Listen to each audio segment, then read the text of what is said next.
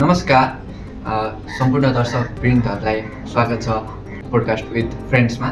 आज हामी नजिकै गरेको इलेक्सनको बारेमा हामीसँग जति ज्ञान छ, अनुभव छ, जति हाम्रो विचारहरू छ, त्यो विचार प्रस्तुत गर्नको लागि हामीले दुईजना एकदमै राजनीतिमा विचार राख्ने हाम्रो साथी भनौँ जेनजीलाई हामीले यो कार्यक्रममा उपस्थित हुनको लागि आग्रह गरेका थियौँ र त्यो आग्रहको स्वीकार गर्दै हाम्रा साथीहरू यस पोडकास्टमा आइदिनु भएको छ। आउनुहोस् अब हामी जाउँ पोडकास्टतिर। हजुरहरू दुवैजनालाई हाम्रो यो पोडकास्टमा एकदमै स्वागत छ र यो पोडकास्ट चाहिँ हाम्रो नयाँ एपिसोड भर्खर खोल्दै गरेको पोडकास्ट हो। हजुरहरू दुईजना चाहिँ हाम्रो अतिथिको रूपमा आज यो पोडकास्टमा आउनुभएको छ। आज हामी धेरै कुराहरू गर्नेछौँ। साथसाथै त्योभन्दा अगाडि हजुरहरू दुवैजनालाई यो पोडकास्टमा न्यानो अभिवादन चाहिँ स्वागत गर्न चाहन्छु। अनि तपाईँहरूको एकचोटि परिचय बोलाइदिनु होला। पहिला म उहाँबाटै गएँ।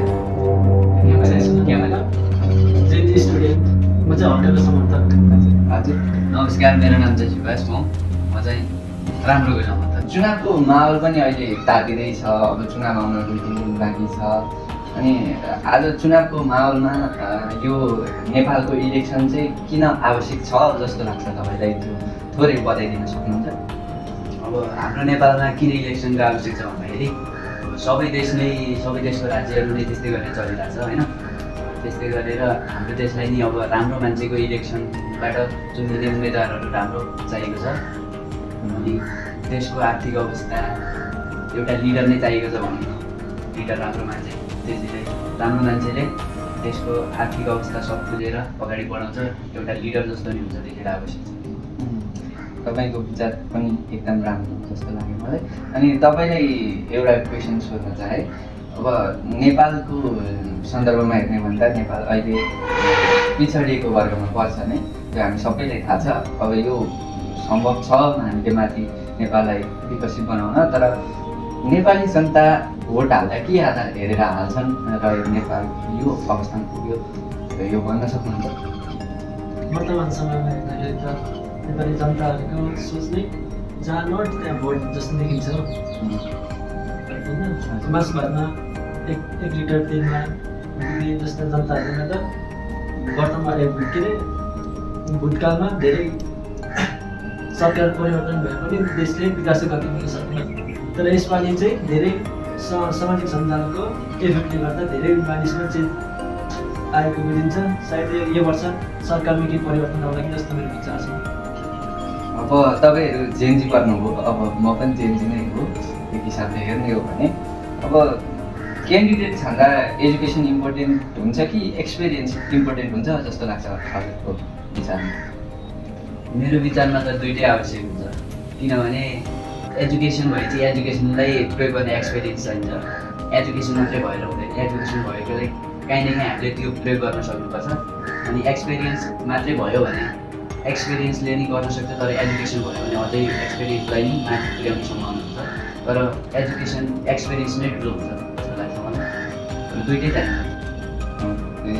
तपाईँको विचारमा दुइटै बराबर छन् भन्ने बुझियो। अब इलेक्सन अघि नेताले दिएको प्रमिस के नेपालको सन्दर्भमा पुरा हुन्छ जस्तो लाग्छ तपाईँलाई? कतिपय चिजमा हुन्छ, तर 90% चाहिँ गरिमा मात्र सीमित छ, कार्यमा 10% मात्र सीमित छ, त्यस्तो मेरो सोच होइन। वास्तविकता नै यही हो। त्यही भएर नेपाल अहिले विकसित छैन भन्न सक्यो हामीले। यो त हामीले प्रत्यक्ष रूपमा देखेकै कुरा पनि हो। अब मनी पावरले इलेक्सन रिजल्ट असर गर्न सक्छ कि सक्दैन? मनी पावरले त इलेक्सनको दिशै परिवर्तन गर्छ नि त।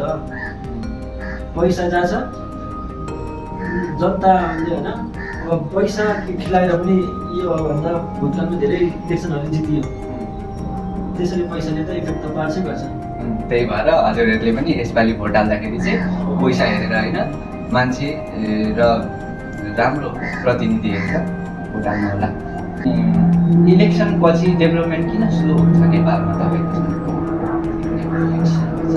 किनभने अब जनताहरूले राम्रो मान्छे चुन्यो भने त इलेक्सन पछि नै अब डेभलपमेन्ट धेरै नै हुनसक्छ। तर अब जनताहरूले राम्रो मान्छे चुन्दैन, अनि उसले फेरि उम्मेदवारहरूले नि त्यस्तै के भ्रष्टाचार गरेरै गर्दा भ्रष्टाचार गर्छ। अनि पोलिटिकल पार्टी भन्दा व्यक्ति इम्पोर्टेन्ट हो कि पोलिटिकल पार्टी नै इम्पोर्टेन्ट हो जस्तो लाग्छ तपाईँलाई? मलाई चाहिँ व्यक्ति नै इम्पोर्टेन्ट लाग्छ। जनताहरूले कुनै पार्टी नहेरेर व्यक्तिले दियो भने अब हाम्रो देशको डेभलपमेन्ट पनि छिटो हुनसक्छ। किनभने अब पोलिटिकल पार्टी मात्रै हेऱ्यो भने अब राम्रो मान्छे त सबै हुन्छ भन्ने हुँदैन नि त। त्यो पोलिटिकल मान्छे अब व्यक्ति चुन्यो भने त अब जो राम्रो उम्मेदवार छ व्यक्ति छन् त्यसले हाल्यो भने त उसले देशको आर्थिक अवस्था बुझ्छ, सब भिजनहरू राम्रो हुन्छ होला, जे होस् देशको डेभलपमेन्ट छिटो हुन्छ जस्तो लाग्छ। अब हामीले धेरै प्रश्न आन्सर गरिसक्यो। अब भोट नहाल्ने मान्छे गलत हुन्छन् कि हुँदैनन् भन्ने प्रश्न सोध्न चाहन्छु।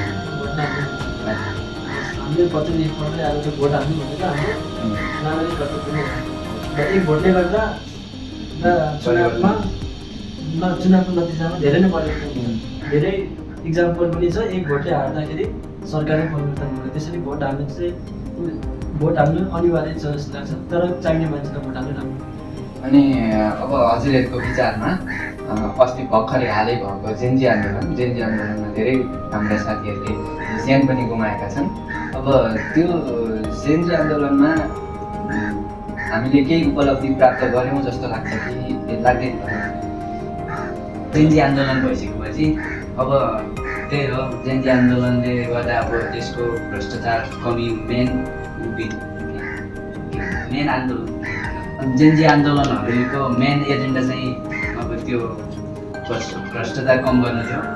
अब त्यही हो, माथिका दलहरूले धेरै भ्रष्टाचार गर्यो भनेर आन्दोलन गर्यो, तर उनीहरूले चाहिँ त्यस्तो गरेर जेन्जी आन्दोलनलाई मार्नु चाहिँ उनीहरूले कुरा नसुनेकै भन्ने जस्तो लाग्छ। अब अहिले नेपालको सन्दर्भमा हेऱ्यो भने नयाँ पार्टीहरू, नयाँ चुनावी पार्टीका चुनावका लागि क्यान्डिडेटहरू धेरै छन्। अब त्यसमा पनि अहिले भनेको आरएसपी राष्ट्रिय स्वतन्त्र पार्टी हाम्रो अगाडि सबैभन्दा अगाडि जस्तो देखिन्छ हेर्ने हो भने। अब तपाईँहरूलाई के लाग्छ, राष्ट्रिय स्वतन्त्र पार्टी सही छ या गलत छ? बालेन्द्र शाह, रवि लामिछाने। अब बालेन्द्र शाहको पास्ट हेर्दाखेरि त्यस्तो केसमा फसेको जस्तो देख्दैन। त्यही रविको सहकारी केसले गर्दा चाहिँ भविष्यमा गएर बालेन्द्र शाहको केसमा पनि केही नकारात्मक जनताले नकारात्मक सोच राख्छ जस्तो लाग्छ। यदि बालेन्द्र शाहले छुट्टै आफ्नो पार्टी बनाउँदा चाहिँ उसको रोक्ने कुरा केही हुँदैन थियो। त्यसले राष्ट्रसँग हात जोडेपछि चाहिँ एउटा सहकारी केस ठगी गर्ने मान्छेको पार्टीमा जोइन भएर पछि उसलाई चाहिँ केही नराम्रो हुन्छ जस्तो लाग्छ। केही छैन, सबै ठिकै छ। अब तपाईँको विचारमा के छ केही प्रश्नलाई? मेरो विचारमा चाहिँ त्यो राष्ट्रिय स्वतन्त्र पार्टी चाहिँ राम्रै छ जस्तो लाग्छ। किनभने अब आउने मागहरू पुरा हुन्छ होला जस्तो लागिरहेको छ त्यहाँ, किनकि उनीहरूको माग नै त्यस्तै खालको छ होइन, भिजनहरू नि राम्रो छ। पुराना दलहरू आयो भने फेरि मलाई देशको अवस्था नै उही आला जस्तो लाग्छ। त्यसैले अब केही नयाँ दलहरूले, नयाँ पार्टीहरूले पनि अब त्यो पाउनु पऱ्यो जस्तो लाग्छ मलाई। अनि नयाँ भिजनहरू हुन्छ। अब युवाहरू अब उम्मेदवार भइसकेपछि उनीहरूले केही न केही गर्छ जस्तो लाग्छ। अब पुराना दलहरू त फेरि उनीहरूको सिस्टमै फेरि भ्रष्टाचारको सिस्टम जस्तो लाग्छ मलाई। किनभने उनीहरूको सिस्टमै भित्र भ्रष्टाचार कति भएको छ। अब हाम्रो यो जेन्जी आन्दोलनको एउटा मुख्य माग थियो प्रत्यक्ष निर्वाचित प्रधानमन्त्री हुनुपर्छ भनेर। के हाम्रो नेपालमा प्रत्यक्ष निर्वाचित प्रधानमन्त्री चाहिन्छ कि अहिलेकै जस्तो कानुनले छानिने प्रधानमन्त्री चाहिन्छ? तपाईँको विचारमा के छ? पहिला मलाई चाहिँ प्रत्यक्ष निर्वाचन नै चाहिन्छ। किनभने अब जनताले आफ्नो राम्रो मान्छे प्रधानमन्त्रीलाई प्रत्यक्ष हाल्न पाउँछ होइन। अब जनताले अब आफ्नो स्थानीय तहलाई हालेर उनीहरूको घरमा गर्नुभन्दा सिधै जनताले सिधै प्रधानमन्त्री डाइरेक्ट नै हुनुपर्छ जस्तो लाग्छ मलाई। किनभने अब एउटा जनताले होइन स्थानीय तहलाई एउटा राम्रो मान्छेले हाल्यो दिएको, अब त्यो राम्रो मान्छेले अब त्योलाई अझ जनताले सोचेको राम्रो मान्छेले चुन्ने हो कि होइन त्यो चाहिँ थाहा हुँदैन होइन। त्यसैले जनताले चाहिँ प्रत्यक्ष निर्वाचन चाहिँ हाल्न पाउनु पऱ्यो। तपाईँको विचारमा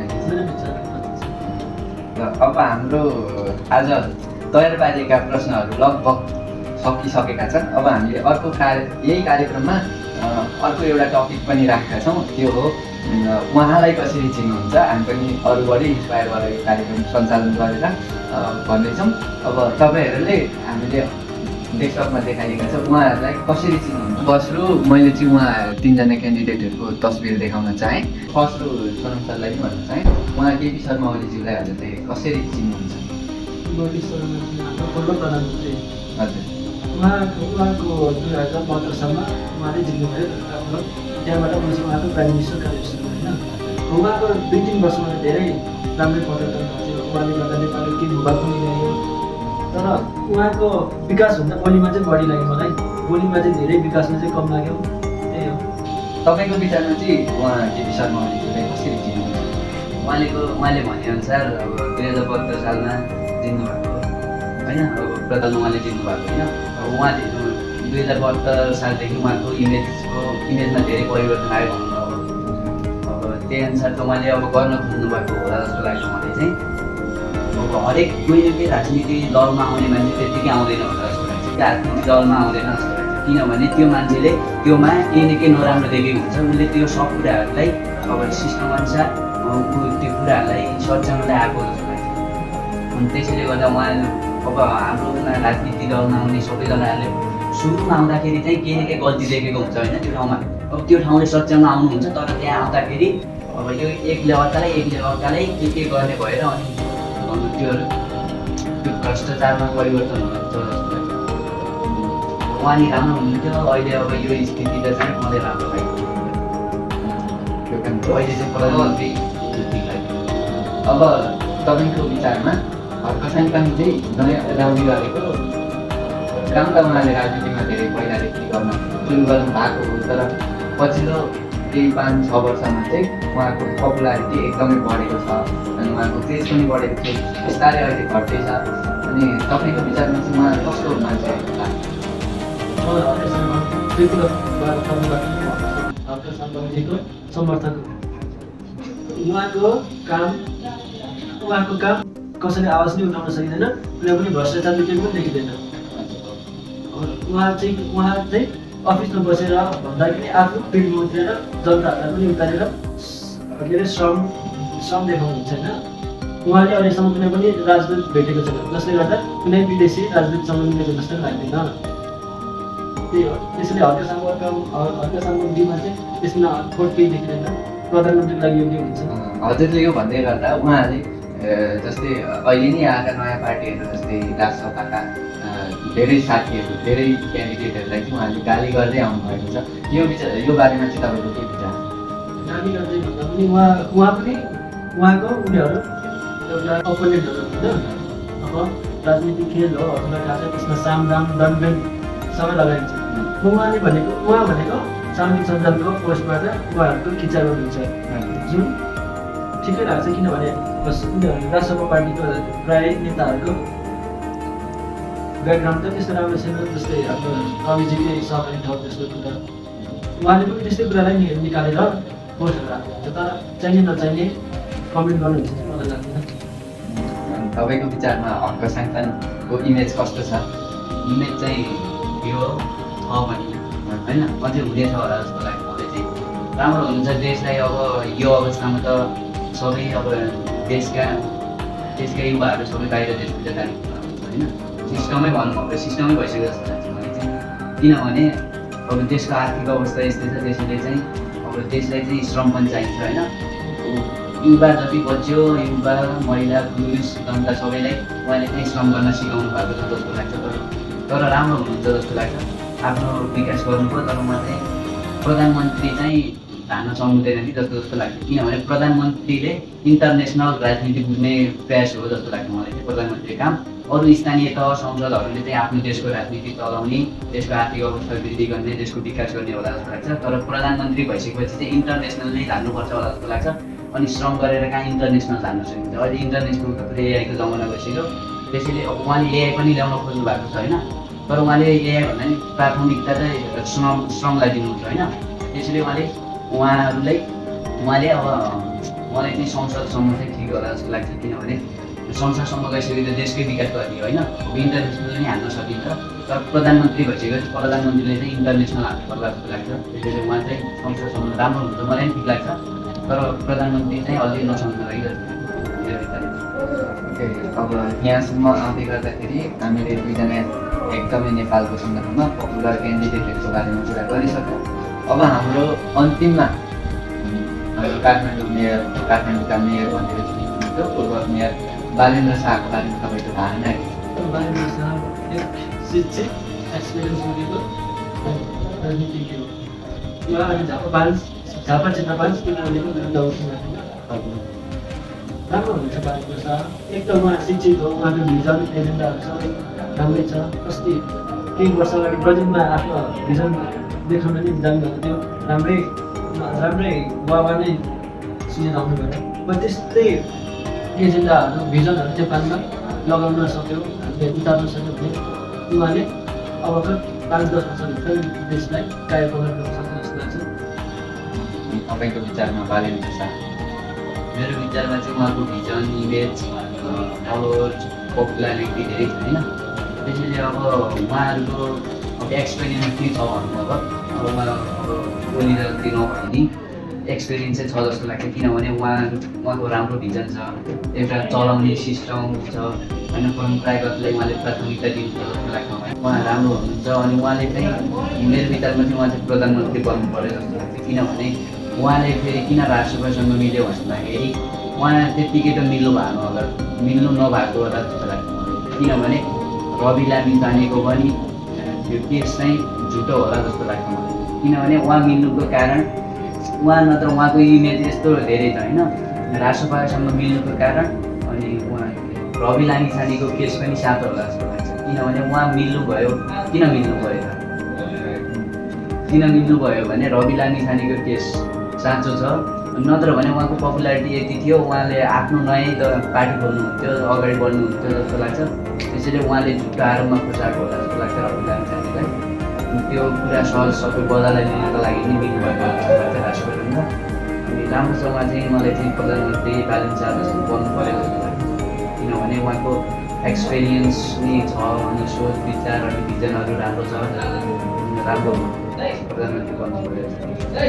अब यही कुरा भन्दै गर्दाखेरि अहिले हाम्रो नेपाली आमा बुवा दाजुभाइ दिदीबहिनीहरूले के भन्नुहुन्छ भन्दाखेरि बालेन्द्र शाह एउटा मेयरको पद सम्हालेर हिँडेको मान्छे डाइरेक्ट प्रधानमन्त्रीको रूपमा आउँदाखेरि उसले काम गर्न सक्दैन, उसले देशमा प्रगति गर्न सक्दैन भन्दै गर्दाखेरि केपी ओली एकदमै एक्सपिरियन्स मान्छे हो, उहाँलाई नै भोट हालेर यसपालि पनि उहाँलाई नै जिताउनुपर्छ भन्ने हाम्रो कतिपय नेपाली दाजुभाइ दिदीबहिनी आमा बुवाहरूको चाहिँ यो विचार छ। यो विचारलाई तपाईँहरू कसरी चिन्नुहुन्छ? पहिला तपाईँ भनिजाउँ। यो रुडीवादी जस्तो अन्धविश्वास जस्तै एकदम घटिया सोच होला। हामीले केपी ओलीको राज्यकाल पनि हेऱ्यौँ, वैदेशिक रोजगार, देशमा भ्रष्टाचार अनि अनियमित विकास, कति ठाउँमा विकास रोके पनि। अब यो हामीले बुझ्दै गर्दा पनि बुझ्दै हामीले भोगिरहेकै छौँ, बुझिरहेकै छौँ, तर पनि अब हामीले केपी ओलीलाई भोट हाल्नु भनेको चाहिँ आफ्नो खुट्टामा बन्छ जस्तै हो। अब बालेन्द्रले आफ्नो सोच लिएर आएको छ, आफ्नो भिजन एजेन्डाहरू बोकेर आएको छ। अब उसले त आफै आँट्छु भनेर आएको हो नि त, मेयरको पद छोडेर आँट्छु भनेर आएको हो। अब यो अवस्थामा हामीले बालेन्द्र शाहलाई सपोर्ट गरेनौँ भने हामीले देशको एउटा गहना गुमाउँछौँ जस्तो लाग्छ। त्यसैले बालेन्द्र नै उचित हुन्छ। अब तपाईँले के भन्न चाहनुहुन्छ? मेरो विचारमा चाहिँ कस्तो भनेपछि होइन, एउटा माछोलाई अनि पानीमा हाल्यो भने बाँच्छ होइन केही समय, तर त्यो माछोलाई त पानी त परिवर्तन गरिराख्नुपर्छ नि, पानी परिवर्तन नगरेपछि त्यो माछो मर्छ होइन। त्यसैले अब उहाँले चाहिँ धेरै उहाँको कार्यकाल हेऱ्यो होइन, किनभने 25-30 वर्ष त उहाँको कार्यकाल हेऱ्यो, उहाँसँग अहिलेसम्म के विकास भएको छ? भएको उद्योग कल कारखाना सबै नै बन्द भयो जस्तो लाग्छ मलाई, भइसक्यो भएको छ पनि छन्। पहिला त्योभन्दा पहिला चाहिँ राजाहरूले अब उद्योग कल कारखाना आफ्नो आर्थिक अवस्था बढाउनु भएको थियो होइन, खोल्नु भएको थियो। अब उहाँहरूको कार्यकाल आएदेखि राज संस्था गइसकेपछि अब तिनीहरू ठ्याक्कै बन्द भएको छ होइन। अब त्यो माछो त्यहाँ बाँच्नको लागि त पानी परिवर्तन गरिराख्नु पऱ्यो होइन। त्यसरी अब नयाँ आउनुपर्छ होला जस्तो लाग्छ कि नयाँ पानी चाहिँ यहाँ थपिराख्नु पर्छ, किनभने नयाँ पानीले त्यो माछोलाई स्वच्छ जीवन जिउने आधार चाहिँ दिन्छ होला जस्तो लाग्छ मलाई। भन्दै गर्दाखेरि अब हामी कार्यक्रमको अन्तिमतिर आइसकेका छौँ र केही कुरा राख्दाखेरि अब पुराना दलहरूले गरेको हामीले कार्यकाल पनि देख्यौँ। अब धेरै देख्यौँ, 21 वर्ष 15 वर्षमा 16वटा प्रधानमन्त्री भएको स्थिर नभएको सरकार पनि देख्यौँ, जसले गर्दा नेपालको विकासमा धेरै असर पुग्यो। अब नयाँ आउने पार्टीहरूलाई चाहिँ मेरो विचारमा चाहिँ के भन्न चाहन्छु भन्दाखेरि तपाईँहरूलाई कस्तो लाग्छ? नयाँ आउने पार्टीहरूको चान्स भनेको 50% हुन्छ, काम गर्ने चान्स 50% हुन्छ, नगर्ने चान्स 50% हुन्छ। तर पुरानाको त काम नगर्ने चान्स नै 100% छ भनेपछि हामीले यसपालि भोट हाल्दाखेरि चाहिँ नयाँलाई नै हाल्नुपर्छ र नयाँमा पनि राम्रोलाई हेरेर हाल्नुपर्छ भन्ने मेरो विचार छ। म यति गलत नभए जस्तो लाग्छ। अब हामी कार्यक्रमको अन्तिमतिर आइसक्यौँ।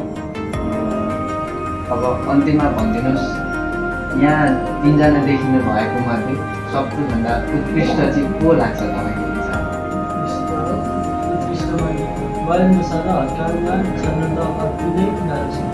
तर पनि म मेरो व्यक्तिगत तर्फबाट चाहिँ म हड्काजीलाई नै सर्वोत्कृष्ट मान्छु।